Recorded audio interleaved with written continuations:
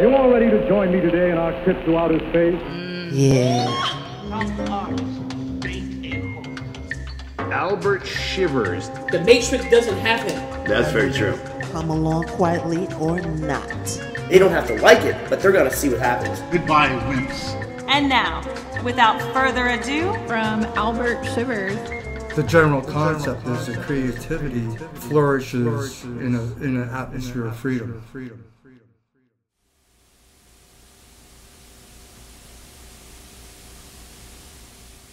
Hello, folks. Welcome to another episode of the Planet Shivers podcast. This is officially a shorty episode. In this episode, we're going to be one-on-one, and I'm going to talk to you about oldies and nostalgia in music. This was a sweaty topic that I've had in mind for a while now for a shorty episode, and I feel like now is as good a time as any. So, the first thing I want to start off with is that I feel like we are in a real heavy-duty period of nostalgia. We may not realize it to the degree that I see it, but I think that we're there. People in my age group seem to be constantly reliving old cartoons. You see sitcoms from the 90s being reproduced and thrown on streaming channels, as well as movies that just keep on going and going. I think Star Wars and Jurassic Park are at the top of that list. The new Jurassic World movie has most of the original characters from the first movie in it. That's a nostalgia play. And it's going to work. I want to see it. I probably won't go see it in the movies, but I do want to see it. So, we're all, to some degree, in nostalgia land. And I'll be candid with you. Just for fun, I've been on eBay looking at old stuffed animals that I used to have as a little kid. Why? I'm not going to buy them? Why? Why am I doing this? Nostalgia. So I'm going to focus strictly on music for this shorty episode, and maybe you'll get something from it. And there's also a little bit of like a weird twist at the end. But let me start here. We're all attracted to the music we grew up with. Why do you think that the Super Bowl this year had the performers that it had? I'll try to name them. So you had Snoop Dogg, you had Mary J. Blige, you had Eminem, 50 Cent, and Dr. Dre. I think that's everybody. Why do you think that happened? Because most of the Super Bowl watching public grew up with those people. Why dust off the tired-ass Mick Jagger when you could probably spend a little more and hit people right in the nostalgia bone? So music is a big, big fixture of nostalgia amongst people. And one of the genres of music that has become just marketed as nostalgia more than any other genre is Doo-Wop. Doo-Wop started off as vocal group rhythm and blues. You had men and women who either didn't know how to play, or couldn't afford instruments. Sorry, just adjusting there. And they went out on the street corner and sang harmonies. They sang harmonies that related to the instrumentation of songs. Just off the top of my head, you have groups like the Platters, the Penguins, the Flamingos, the Parliaments, the Kodaks, Martha Reeves and the Vandellas. That's a little bit later, though. That's more Motown. All those kind of groups. The groups. You either named your group after a car, a bird, or a cigarette. That's kind of how it went. And that music was sort of, I don't want to get into the history too deeply, but it sort of started in the 40s during the jump blues period. Then the instruments sort of melted away and you just had the vocals with very simple instrumentation. a piano playing triplets, a bass, maybe a saxophone or another horn, but it was mainly about the vocals. These groups were everywhere, up and down, mainly the East Coast and other places as well, but it was big on the East Coast, big in New York. All 5 boroughs, big, big, big. My uncle was in a group called the C Notes. They had a song called Last Saturday Night, and the B-side, I believe, was We Were Meant for Each Other. Now, they were out of Queens. Their single really didn't make it, but the record is good, and maybe I'll play it here at the end. I'll plug it in, and hopefully YouTube won't throw me in the gulag for it. So, you have Doo-Wop. Now, Doo-Wop holds its own for a while, but in come those British, as they always do, with their blue eyes. They invade the music scene, and you have the British invasion. Beatles, Who, all those other mop-top kids of the 60s. And that sort of puts the kibosh on Doo-Wop, or does it? Not all that long after Doo-Wop was out of the pop charts, it starts to creep back. And it has what I feel is the quickest nostalgia turnover in music history. Now, when I say nostalgia turnover, you can usually look back 20 years and see things kind of drift back. Imagine a wave. Imagine a wave in the ocean. It goes out and it comes back in, but it doesn't always come back in as hard as the first time it came in. That's what she said. But be that as it may, you think about the 90s. The 90s had a lot of elements of 70s in them. Think about the 2000s. The 2000s music had a lot of elements of 80s in it. Now, we're kind of recapturing our love affair with the 90s. Like, why? Look, let me ask you this. Getting off music for a second. If nostalgia isn't as strong as you may think, why the hell is Pokemon still around? Why? Why are we still doing this? I don't see any kids with pet rocks. Why? After you reach about 300 Pokemon, that's enough. It's done. It's over. I was super into it. But, why? Not anymore. You got grown mothers walking off of cliffs, looking at their phones, and that I'm going off. Let me reel it in, grab the wheel. I'm swerving. Anyway, so you have Doo-Wop. Doo-Wop makes a little bit of a resurgence in the 60s, and a lot of the songs mention this nostalgia in them. The one song I want to kind of talk about exactly is a song by the Penguins called Memories of El Monte. Go look it up after you're done listening, which is Cleve Duncan, who is the lead singer of the Penguins, goes through all these different doo-wop groups talking about how he wishes those days were back. And he remembers the songs. The interesting thing about Memories of El Monte is it was recorded and produced at Studio Z in California, which was Frank Zappa's studio. Frank Zappa recorded, mixed, and produced Memories of El Monte for the Penguins. And he is actually doing some of the bass vocals on that recording. Little known fact. So you had groups like the Penguins, the Planetones, the Earls, groups like that who came back in the 60s. It was mainly, now Doo-Wop originally was mainly black groups. In the 60s, when it had its resurgence, it was mainly white groups. The Earls were white, the Planetones were a white group.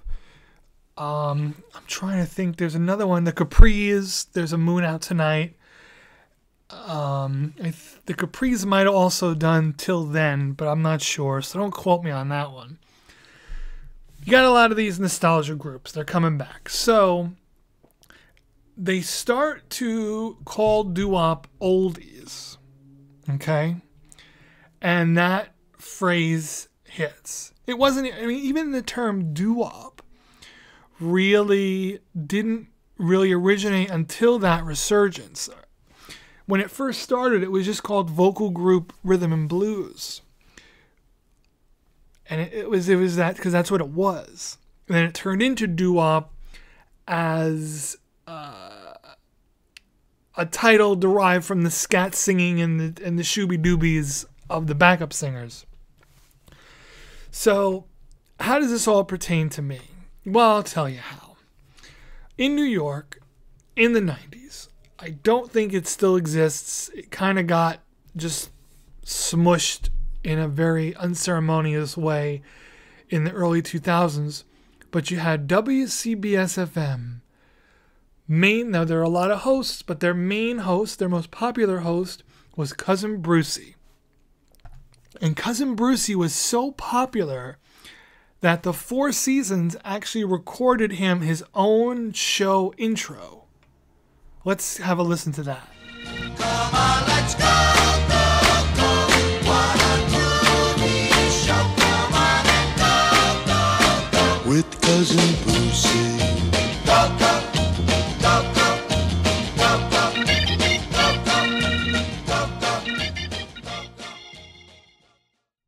So there's that. Cousin Brucie would do, I believe he hosted every night, but when I remember it, he would host on Saturday nights and he'd do dedications, which was another old nostalgic thing. You'd call in and you'd dedicate a song to your girl or to your guy.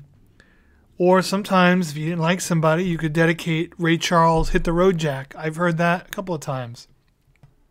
So here's this music that has been labeled and shoved into the category to perpetually live in the land of nostalgia and be talked about as oldies, an umbrella, a blanket statement. This radio station was on in my house every day. It was a combination of WCBS FM with Cousin Brucie and Q104, which was the classic rock station that they played in New York, that played all the typical crap. Played some Who, played some Stones, Doors, all the things that you hear everywhere you turn. So between those two radio stations, it was mainly WCBS FM. So I grew up with hearing all this music. You know, groups like Sonny and Cher, Jay and the Americans, The Four Seasons, the McCoys, Tony Orlando and Dawn, Loving Spoonful. As a matter of fact, Loving Spoonful, particularly, there's two songs that particularly really bring me back, which is my point that I'm going to make later. But this will lead into it quite well. So, Lovin' Spoonful did Summer in the City, and the other one was a song called Game of Love. I can't remember who did it. I want to say it's the Kingsmen, but don't quote me on that one either, because I'm not sure, and I'm not going to interrupt my recording and my flow to go look it up. But let's talk about Summer in the City with Lovin' Spoonful. I hear that song, and whew, I'm back. I'm back on my porch on Staten Island with WCBS FM bleeding out of the kitchen. I remember it. It just goes right back there to Staten Island. It takes me. The same thing with Game of Love, which is a song that kind of stands out. It's got a lot of different... The chorus is very different than the bridge, which is very different than the verses. All those things. Two songs immediately take me back, as their intention has grown to be oldies, nostalgia, bring you back to a better time. The Planetones did a song very similar to Memories of El Monte called Looking for an Echo, which was a song about the lead singer's old days of going into the bathroom and singing because the bathrooms had the best acoustics. So they'd sneak out of class, if I'm remembering the song correctly. They'd sneak out of class and meet in the bathrooms and sing. Just like Jim Morrison, he sang in the bathroom too. So one of those Doors songs was recorded in the bathroom. I think it was Break On Through. But again, don't quote me. Before we continue, a quick message from some sponsors. Milady, lieb milady, sie hat noch lieb milady. Milady frozen fruit products for you. Cheese blintzes, apple, cherry, blueberry and strawberry. Dumplings and potato latkes too. Dafür amol a schnelle Mahlzeit gräten zum Tisch. Serviert Milady products, es wird sein our favorite dish. Milady, lieb milady, sie hat noch lieb milady. Milady, milady, milady, lieb milady, so will you. Alle My Ladies Blinzes werden gemacht von den besten frischen Stoffen. Kein Schum künstliche Überwürzungen werden nicht genutzt in My Ladies. Ist für die besten Mahlzeiten für die ganze Familie. Fragt sich beim Namen nach My Ladies und nehmt nicht keine andere wie nur My Ladies. Probier es für ein schnelles Sacker, ganz Milch und Mehl. Serviert My Lady Products, weil My Lady hat Geschmack Appeal. My Lady liebt My Lady, sie hat nur lieb My Lady. My Lady, My Lady, My Lady liebt My Lady, so will you, so will you. I like Albert, and the others are okay, but I really want to go home. This is Sandy Becker saying, keep cooking with Crisco. It's all vegetable. It's digestible. So the real twist of this whole story with oldies and nostalgia is that certain songs that I hear today bring me back to my youth of being in my home with my mother playing this radio station. To her, the songs that they played, whether it be old Motown like Diana Ross and the Supremes or the Temptations, Lovin' Spoonful, or even a little bit older than that with groups like the Penguins and the Platters, they also brought her back to a degree, specifically the Motown. So, here are two people, as amongst all the other listeners, but here are two people, two completely different age groups, and now their oldies, just by happenstance, are also my oldies. The same song that brought my mother back and people her age back in time to a time where maybe they were happy and things were cooking in their lives also brings me back to a time where things were happy and my mother was cooking in my life. So it's a weird little twist. It's a weird little crevice that I found myself in, where what these songs were eventually marketed to do to that generation, they've also done to me. Go figure. Who the hell had that one coming? Now, another little Jackie story, and there's been a few sprinkled across these 80 some odd podcasts, is that another connection I have with this music is, honestly, I just said it before, food. Whenever my mother was preparing dinner, specifically dinner, the radio was always on. The radio was always on. She won a Q104 call-in contest. Q104 started to do a NASCAR contest every Monday. This was at the peak of the sport's popularity, like 2004, 5, and 6. This contest was in 2006. And the first one that they did, I don't know how long it lasted. It probably did not last very long. A NASCAR quiz in the middle of New York City. So the first one that they did, the answer was, or the question was, who won the race yesterday? Now, of course, back then, you couldn't peel me away from the TV for a lap. You couldn't peel me away. So I knew the answer. She had the radio on. I was setting the table for, guess what? Dinner. And I just blurted out the answer to her, not thinking that she was going to run to the phone.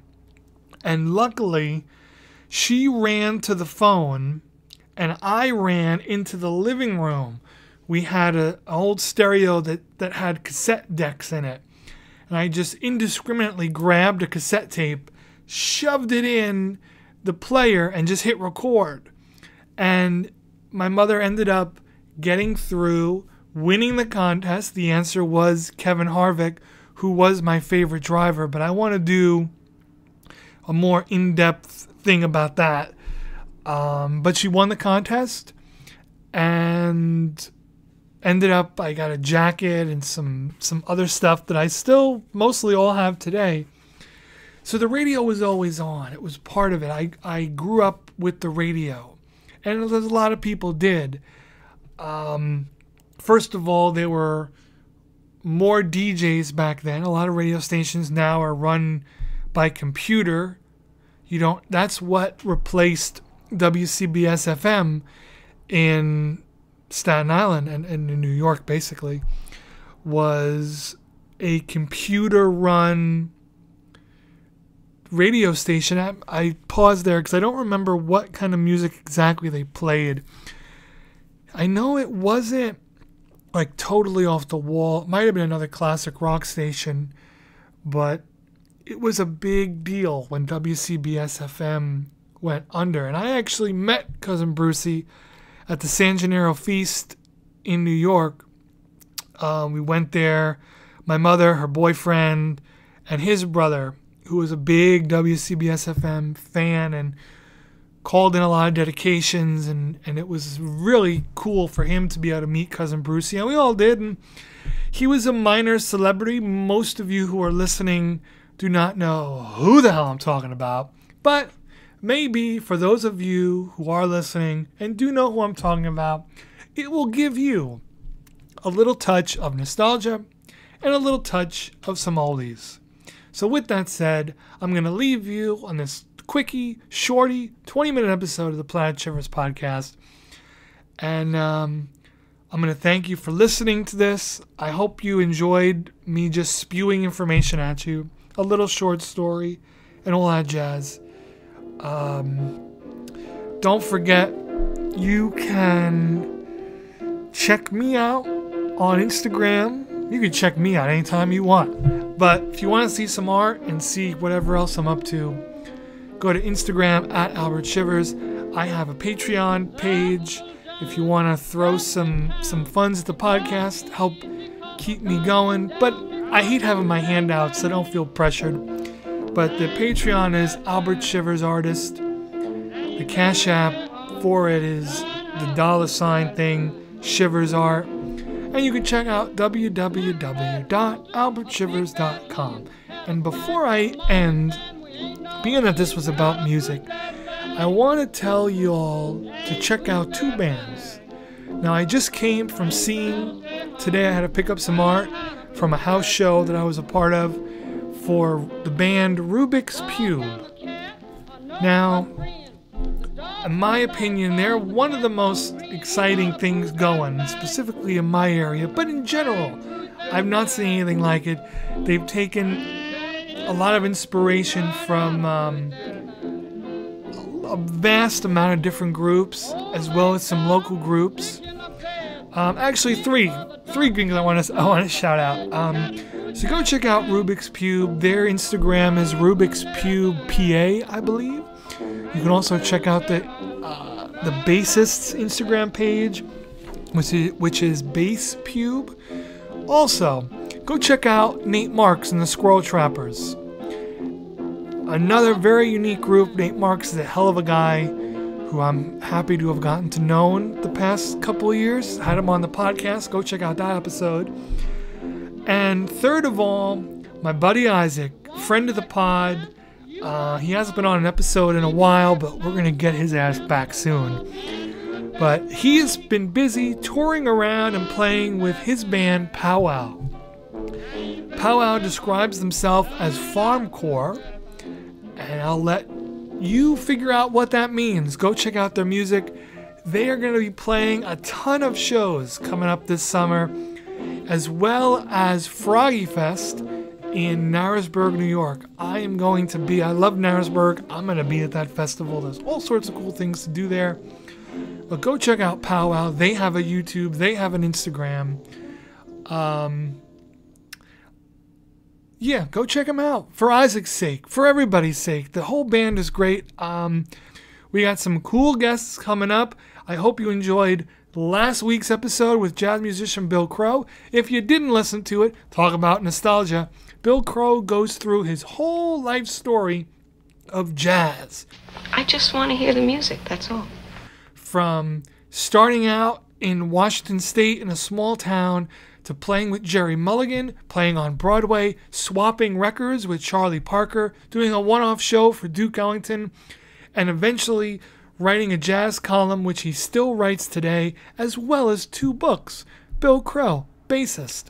Check out some episodes of Planet Shivers. Enjoy yourself and take care of yourself and take care of somebody else. Catch you in the next episode. Now let's end with the smooth sounds of my Uncle Joe and his group from Queens, the C Notes.